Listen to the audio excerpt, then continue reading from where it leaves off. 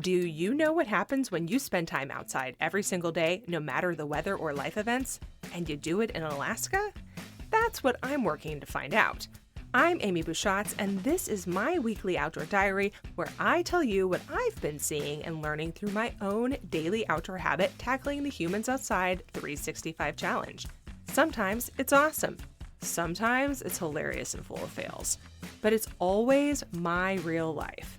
Let's go.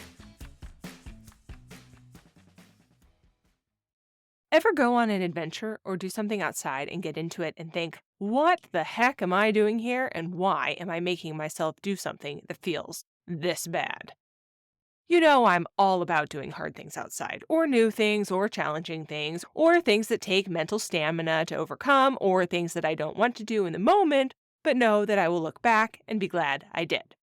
So, it's really something for me to be in a moment and say, hey, I don't like this and I think we should stop doing it. But that's where I was this weekend. On a much looked forward to and planned hike up a nearby mountain with my friends, we crested one of the ridges to find howling, blowing, stiff, cold wind. It was about 12 degrees in the parking lot, so go ahead and imagine how it was feeling on the ridge in this wind assault. The sun was out. I've endured howling wind before, but during this hike, I just didn't want to. I wasn't having fun. I found myself complaining, which probably wasn't fun for the people with me. I remembered the last time I was on this mountain during a race last year in even worse wind conditions for way, way too long. I wanted to get out of there. I also wanted to keep going. Now, I've spent some time learning about regulating my nervous system during big adventures with the help of Sarah Histan, a mental health-informed fitness trainer who I've had on this show a few times.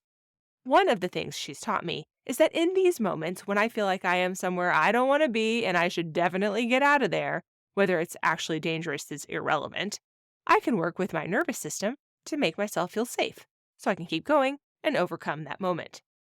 So, while we were hiking, I thought about what she taught me. I gave myself some positive self-talk about enduring, I breathed, thought about a safe spot, aka my warm car. And that was great, except it occurred to me that, hey, there was no truly good or real reason that I had to keep going further into something that was simply not fun in any way, shape, or form. And this is supposed to be an adventure with friends where I felt like I was having fun. And so, instead, I chose to ask my friends if they'd be okay with turning around. Was it important to them to keep going? Because if it was, I could do it. But if it wasn't, what the heck were we trying to prove? Good news, it wasn't that important to them. And even though the endpoint was in view, we turned around and ran back down to the car. As soon as we got out of the wind, I felt a little wussy about my decision. Was it really that bad? I mean, honestly, Amy, what is wrong with you?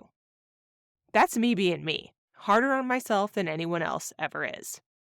Because at the same time, I know that the benefit of heading outside and doing something tough is so multi-layered, so wide and big and complex, that I don't have to finish the thing to experience those benefits. And I know that it's okay and human to say, hey, this is something that isn't fun. I have nothing to prove. It also feels bad, so I'm going to stop. I'm giving myself permission to stop outside things when they're not serving me. And on a day when I was supposed to be having fun with friends, suffering in wind was not serving me. And I'm giving you permission too. You don't need it from me, but you have it anyway. The thing I like about 20 minutes outside and the endless variety of things you can do there is that there will always be an option that doesn't include only suffering, and it really doesn't last that long. So really, if all you're trying to do is get outside time, there's no reason you should be having negative amounts of fun. And if you are having negative amounts of fun, you have my permission to stop.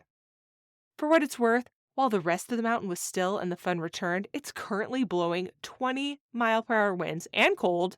Air temperature is 22 degrees, so the feels like is probably far less, right outside my window right now. That sounds like negative fun too, so I'll be inside for now. You can see photos of my outdoor hike with my friends and many other actually fun activities on Humans Outside on Facebook and Instagram. Show me your fun times too. Tag them with #HumansOutside365. And until next time, we'll see you out there.